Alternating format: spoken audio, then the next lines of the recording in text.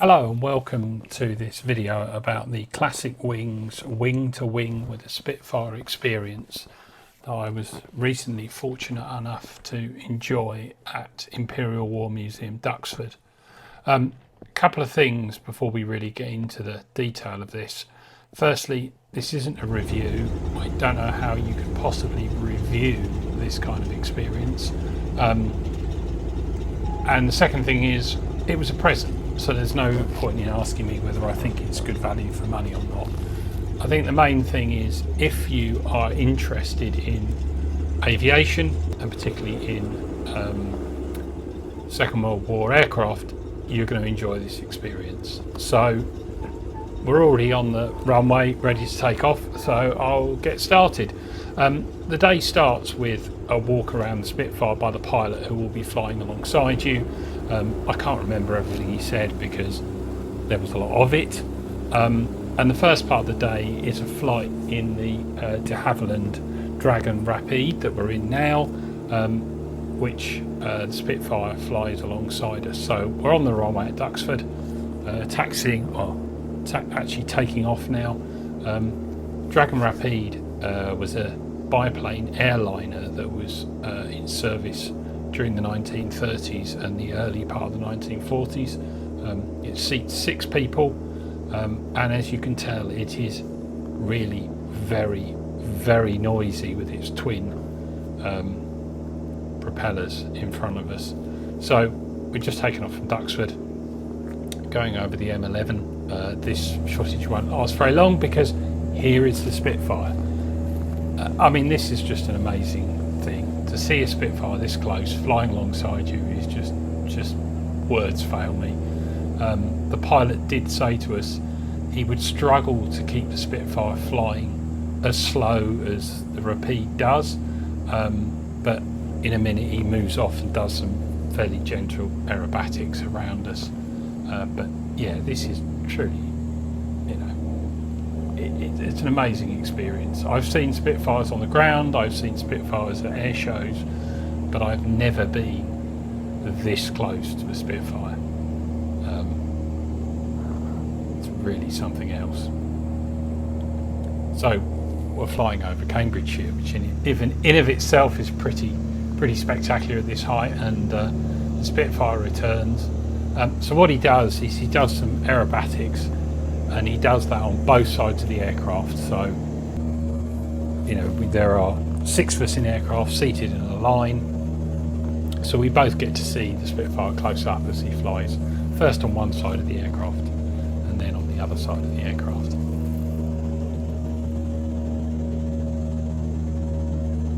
And it has to be said that the Spitfire is an unbelievably graceful thing in the air. Really is stunning, and to see it, as I say, this close up is really very, very special. And we're incredibly fortunate. The weather was amazing, couldn't really have asked for anything more. Clouds in the sky but with unobstructed visibility. So after the Spitfire flies off, you continue your flight around Cambridgeshire. So we're now flying over Wimpole Hall,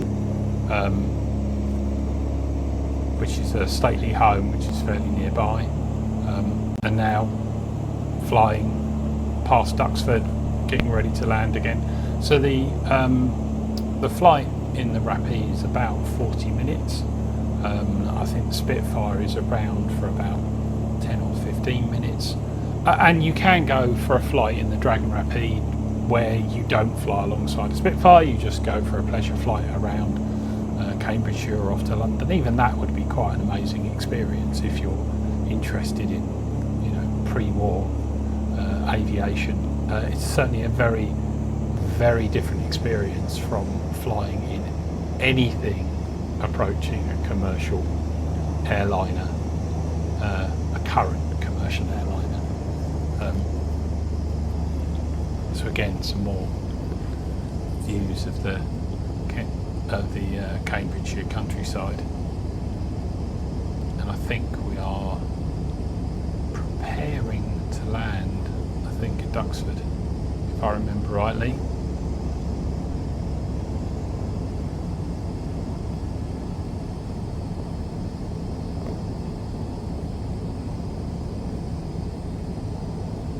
So for those of you that are not aware of it, Cambridgeshire is one of the flattest counties in England. So you can see a very long way away because the weather's so good, but fundamentally you can't see a great deal because it's just flat and fields. And you can see obviously that the weather had been very warm for an extended period because a lot of what would have been lush greenery is looking somewhat less than lush. So we are now on the final approach back into Duxford. It is an interesting experience flying this low and slow. You know, our normal experience of flight is 20-30,000 feet at 500+ miles an hour. So down we come, back onto the runway. So the Dragon Rapide is a tail dragger, so once we land and the speed bleeds off, you'll see the wings start to rotate as the tail comes back down to meet the runway. And when the plane's at its normal attitude, it's actually pointing quite nose up. It's quite an experience. You can see it starting to rotate now, and then the tail wheel's going to drop down. Fantastic views of the hangars at Duxford as we come to the end of our, or come to the, not to the end of the runway, but basically turn off the runway and then taxi across the grass, going back to the classic wings. So as I said, this was part of a two-part experience. Depending on how much you pay, you get different levels of experience. So I think the cheapest one, you just get to fly in the Dragon Rapide, you see the Spitfire, you obviously chat to the pilot, but you don't have what comes next. And for me, what came next was a flight in a Tiger Moth, which, you know, seeing the Spitfire close up was an amazing way to start the day, and it's just a brilliant experience. But to actually fly in a Tiger Moth and fly for a very short period the Tiger Moth myself really was just unbelievable.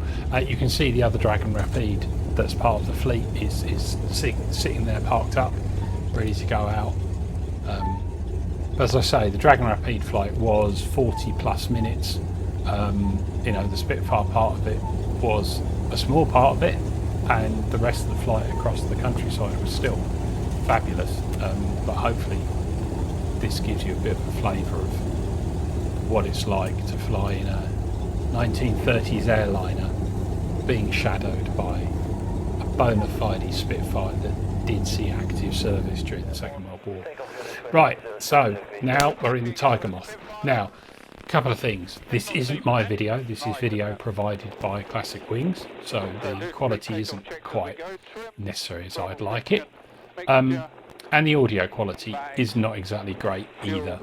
There's quite a lot of interference.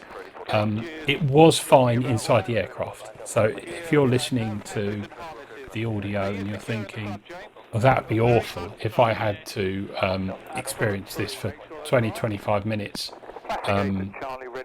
it would be terrible. But it's not. The audio inside the cockpit with the pilot is absolutely fine.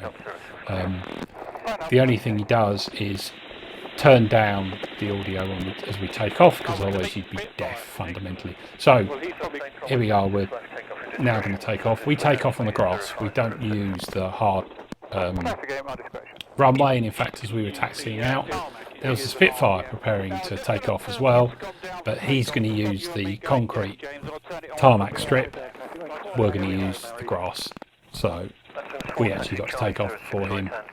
So pilot's obviously calling the tower, getting clearance, and off we go. So the Tiger Moth is quite an experience. It's a wooden construction biplane powered by, I believe, a 7.5 litre 4-cylinder engine. It actually takes off quite quickly, as you can see. Obviously quite a sedate rate of climb, but nonetheless it gets off the ground quite easily. It's not fast, so I think top speed is around under 150 miles an hour. It is not a quick aircraft by any stretch of the imagination, but that just adds to the experience. I mean, you can see Duxford behind us, a fantastic view as we climb to start our flight. So the flight basically starts out us taking off from Duxford. We fly over the M11 and then head out into the countryside a bit. Again, as I was mentioning in the Dragon Rapide video, the weather was amazing. Visibility was just fantastic. We could see all the way to Canary Wharf, and we could also see all the way out to the Suffolk countryside, so we could see Sizewell on the Suffolk coast. Unfortunately, obviously, the only view we have on this video is facing towards me and back to the pilot, so you can't see the things we're talking about. So occasionally the pilot calls out various landmarks. There's also air traffic that's flying around us, so there's a Spitfire in the air. Later on there's a commercial flight heading into Stansted that we see, and there's also some jets flying from Duxford, but again you can't really see them because the only camera view we have is facing back towards us. So the Tiger Moth flight is supposed to take about 20 minutes. When I actually looked at the video from start to finish, we were actually airborne for 25 minutes, so I'm not complaining. And the portion of the flight where I was actually flying was 3.5 minutes.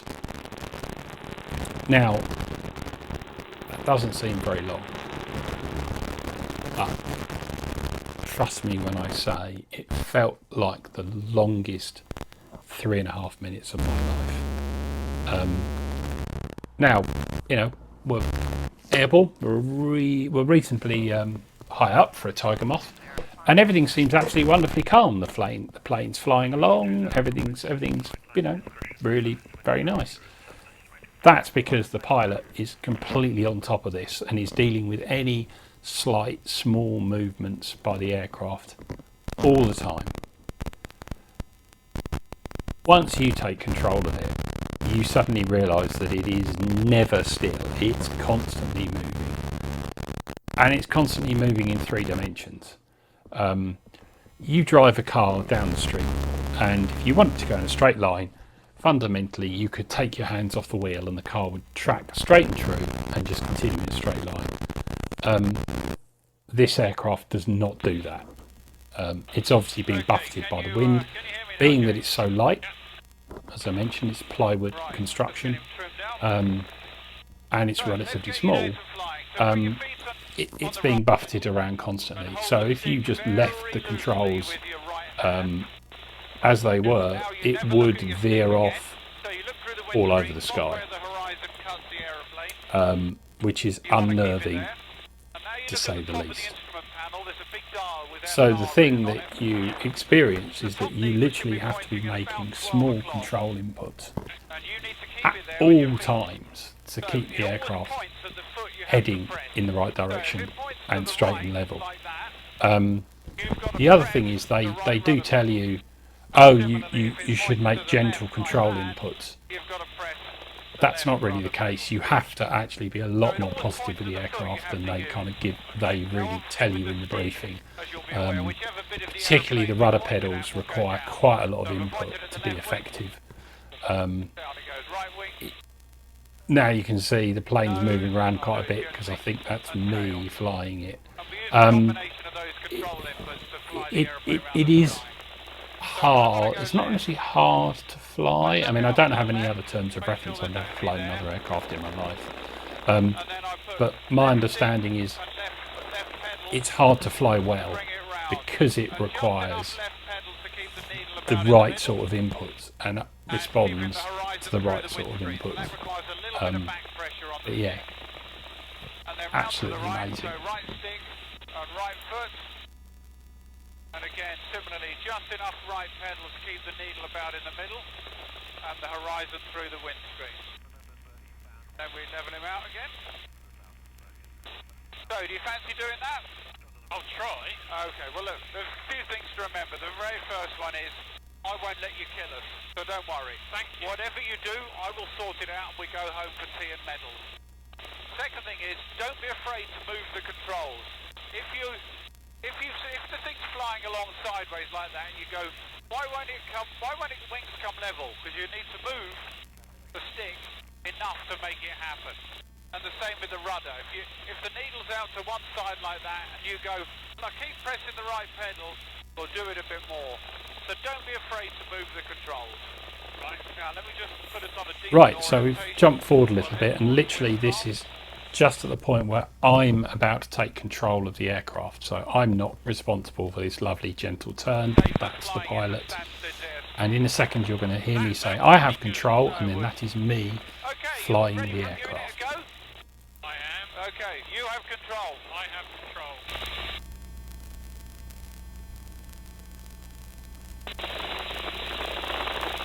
So get the horizon in the windscreen. That's it. Now a bit of right boots. That's it.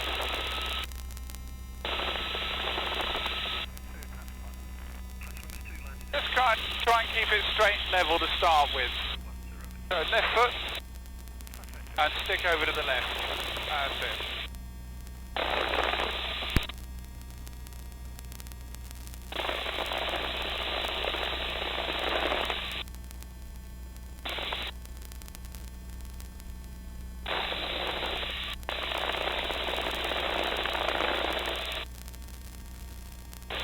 You okay?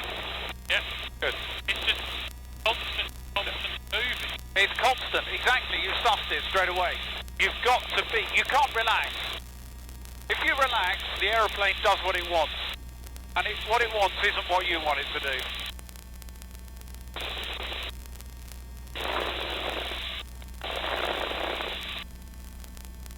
I can tell already we've kind of drifted off the course we were on originally.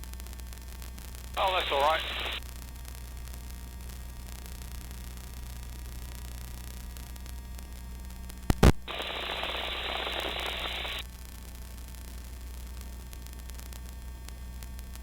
You fancy trying a turn? Whichever way you fancy. Yeah, let's try. So don't forget the right boot to get it to come round. And a bit more right boot to get the needle in the middle. That's it. Suddenly it feels balanced. That's the crucial thing.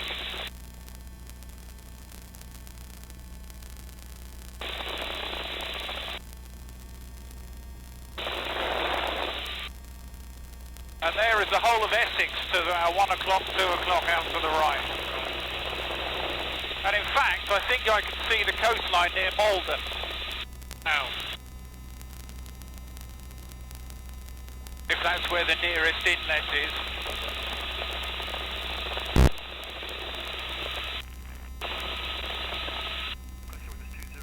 So if we head in the other direction then, James? Yep. That's it, nice. Just keep the nose up. Bit of right foot. Bit of right foot. Right foot. Bit more right foot. That's it. Right foot. Go on, boot it. That's it.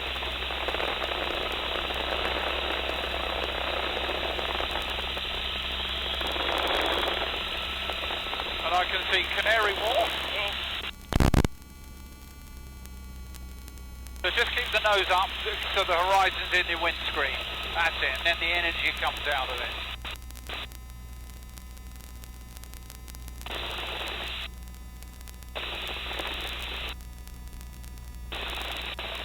Let me just take control for a second, John. Sure. James, rather. I have control. You have control. So that's it. I've now handed back control of the aircraft to the pilot, and he's now flying, which, to be honest, was a huge relief. It was much more difficult than I expected it to be. But the nice thing was, the pilot did say to me later that it is a hard aircraft to fly well. And fundamentally, if you, for example, flew a Cessna, you'd have no need to use the rudder pedals. It's all flown on the stick and is a much, much easier aircraft to fly. than the Tiger Moth. But it still doesn't alter the fact that this was an absolutely amazing experience. It's like nothing, literally nothing can prepare you for what it's like to fly an aircraft. And if you're watching this and you're thinking, well, that seems like quite an interesting thing, I'd like to try that, but it seems quite expensive or something like that. I would suggest go out and try it. You won't regret trying it. I was really lost for words after I landed through both parts of the experience, to be honest. From the flight in the Rapide with Spitfire and the flight in the Tiger Moth, it was a lot to process. I wasn't really able to articulate how I felt at the time, just because it was so overwhelming, the sight, the sound, everything. So yeah, amazing experience.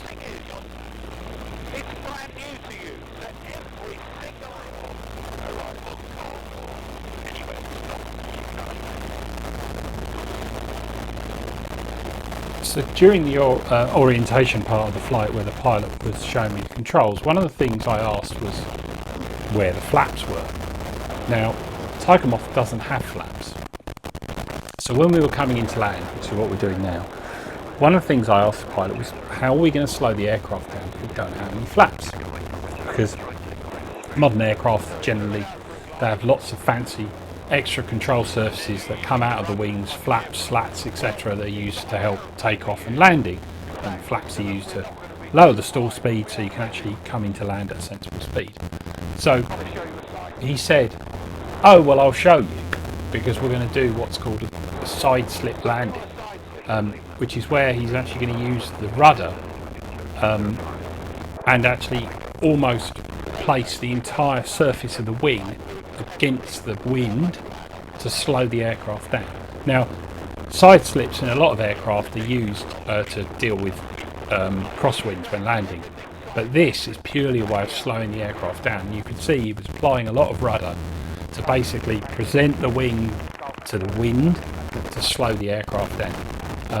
I don't know whether normally this is the way they land a Tiger Moth, or whether it was specifically because I asked the question, but it was definitely a brilliant way to end the experience, just to feel the aircraft presenting itself and sliding through the air as we came down to land. It was really brilliant. You can see I've got a ridiculous grin on my face, because why wouldn't you? Yeah. I mean, how do you sum it up? It's not every day you get to fly in two 1930s aircraft and have a Spitfire escort you. As I said, if you have any interest in aviation, and particularly in wartime aircraft, how would you not love this? Classic Wings do a range of other experiences. You can fly in a Harvard, you can actually fly in a Spitfire if you have enough money, or you can just have an experience similar to one I had. Yeah, absolutely amazing. I would definitely recommend it. Can't see how you couldn't. So, thank you for watching. I hope you enjoyed that, James. It was absolutely amazing. Yeah, speechless, honestly. Humbling to realise how difficult it is just to get an aeroplane pointing in the right direction. Yeah, well, that's it. And what they say about the Tiger Moth, and it's probably out of date now, is that it's not too difficult to fly, but it's difficult to fly well. I can imagine. But, it's like you say, it's the first time I've ever done anything like this in real life. Yeah. Very different. Yeah, exactly that. Next time will be easier. Well, I hope you enjoyed that, James. I did. Brilliant, brilliant.